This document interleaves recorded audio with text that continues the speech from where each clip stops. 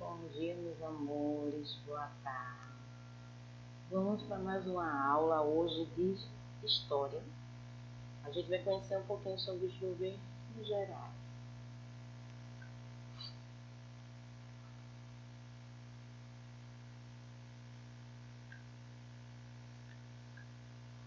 Governos gerais.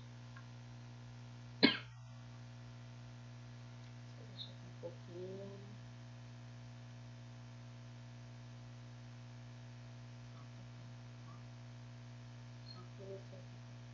Regimento do governo geral.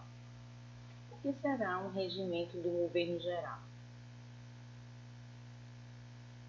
Qual o papel dos governadores gerais? Em geral, era a defesa da terra contra ataques estrangeiros, incentivo à busca de metais preciosos, apoio à religião católica e a luta contra as resistências indígenas. Tinha também as funções militares, administrativas, judiciárias, eclesiásticas. Contava também com 3 auxiliares, que eram o ouvidor-mor, provedor-mor e capitão-mor. Tiveram também problemas como dificuldade de comunicação, oposição de poderes e interesses locais, homens bons e homens de posse.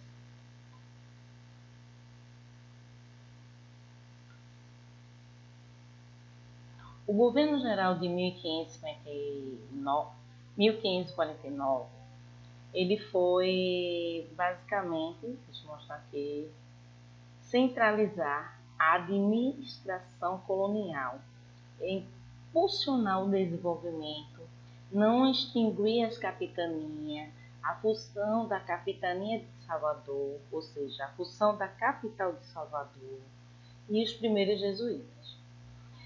Nesse governo geral, o ouvidor-mor ele era responsável pela justiça, o provedor-mor era responsável pelas finanças e capitão-mor pela defesa. As câmaras municipais eram instaladas em instâncias de poder local e os homens bons eram homens brancos e ricos e proprietários de terra.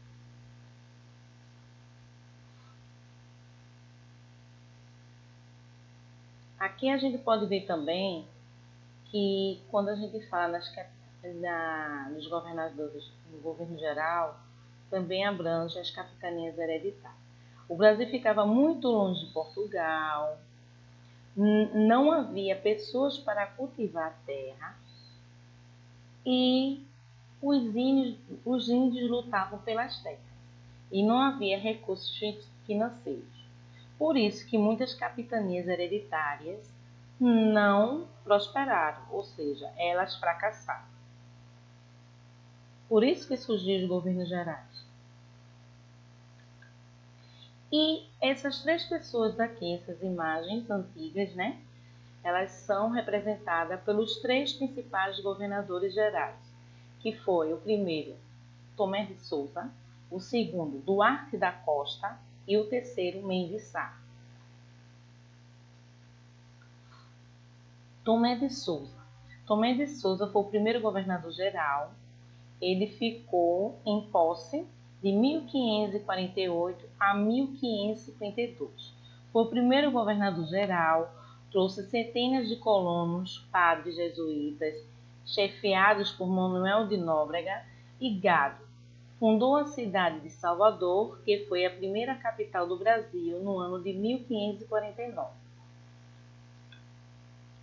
O segundo governador geral foi Duarte da Costa. Deixa eu tirar aqui para você ver a leitura. Duarte da Costa. O segundo foi Duarte da Costa.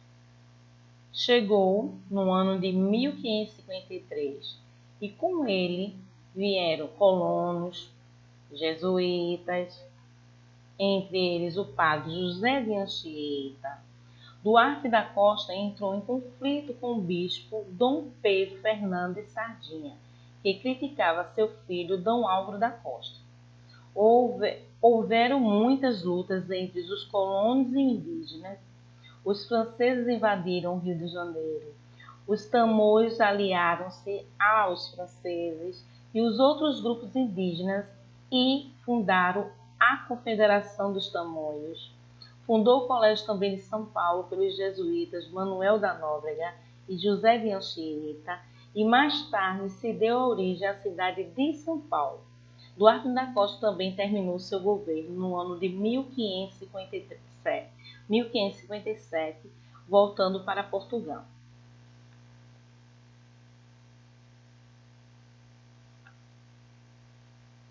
Mendes Sá foi o terceiro governador-geral. Ele governou no ano de 1558 a 1572. Nesse governo, eles expulsaram. Houve a expulsão, dos franceses, que ocorreu no ano de 1565. O auxílio militar da coroa, que era o Estácio de Sá, que era seu sobrinho, e a fundação da cidade do Rio de Janeiro. Então vamos lá, os governadores gerais. Quem era Tomé de Souza, que foi o primeiro governador de 1549 a 1553? No governo de Tomé de Souza, ele fundou Salvador, que foi a primeira capital brasileira, trouxe os primeiros bispados com a intenção de catequizar os índios, introduziu também a pecuária, instalou os primeiros engenhos de cana-de-açúcar. Por que o açúcar? Porque o solo era massapé, boa quantidade para o plantio, o clima tropical favorável ao cultivo, o latifúndio, as grandes extensões de terra, a escravidão. Era um bom desempenho nessa época na produção e muito lucrativa a metrópole. Já Duarte da Costa, que foi o segundo governador-geral, ele ficou de 1553 a 1558. No governo de Duarte da Costa, ele enfrentou conflitos entre os colonos e jesuítas, pouco autorizou a sujeição dos índios ao trabalho forçado, o que prejudicava os latifundiários e senhores, e dependia dessa mão de obra ou como trabalho ou como mercadoria para o tráfico. Conviveu com a invasão dos franceses no Rio de Janeiro no ano de 1555, que vieram para o Brasil em busca do pau-brasil e instalou no Rio de Janeiro a França Antártica, uma espécie de feitoria mais para a França. Já Mendes Sá, que ele ficou governando em 1558 a 1568, ele diminuiu os conflitos entre colonos e jesuítas, iniciou no ano de 1560 a luta contra os franceses no Rio de Janeiro, doou as capitanias do Rio de Janeiro a seu sobrinho Estácio de Sá, pacificou os índios. Estes, então, retiraram seu apoio aos franceses no Rio de Janeiro, fundou a cidade do Rio de Janeiro e expulsou os franceses no ano de 1568. Podemos observar que cada governo houve uma melhoria, Entre eles, no governo de Mendes Sá já não havia a escravidão, já não havia tanto conflito entre os colonos e jesuítas, tinha diminuído, E iniciou também a luta contra os franceses no Rio de Janeiro. Então, vamos continuar. Então, no ano de 1567, os franceses foram derrotados pelos governadores-geral e abandonaram a Baía de Guanabara. Depois de 14 anos de governo, Mendes Sá faleceu no Brasil enquanto aguardava a chegada do seu sucessor.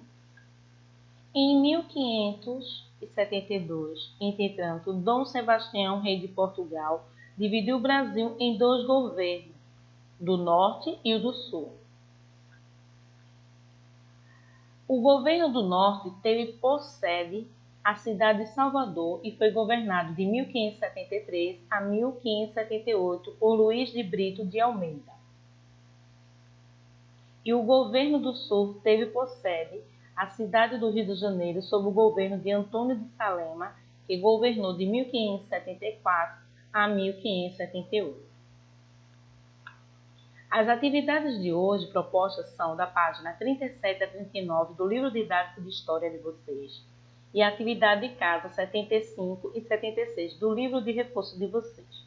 Lembrando que tia Adriana disse que a presença de vocês eu vou observar na visualização do estudo no YouTube, porque ontem eu pude observar, de 20 alunos, só 9 assistiram. Assim, para o meu ver, 9 assistiram, porque foi os que deixaram os comentários. E o grupo só vai ser aberto quando eu for botar algum comunicado que eu quero resposta de vocês, porque realmente, infelizmente, meu celular não está bom. Então, eu não posso sobrecarregá-lo, porque eu vou precisar, diante do meu trabalho, né, que é a escola, e não vou aceitar atividades no meu privado, que isso corrompeu realmente meu celular.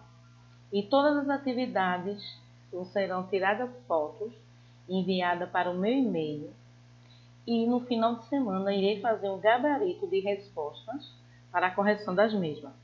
Aí vocês vão fazer a correção de vocês. Vocês vão enviar a foto para eu ver quem fez e quem não fez. E eu vou fazer um gabarito, tá bom? Beijinhos. Até a próxima aula de história. Bom dia para vocês.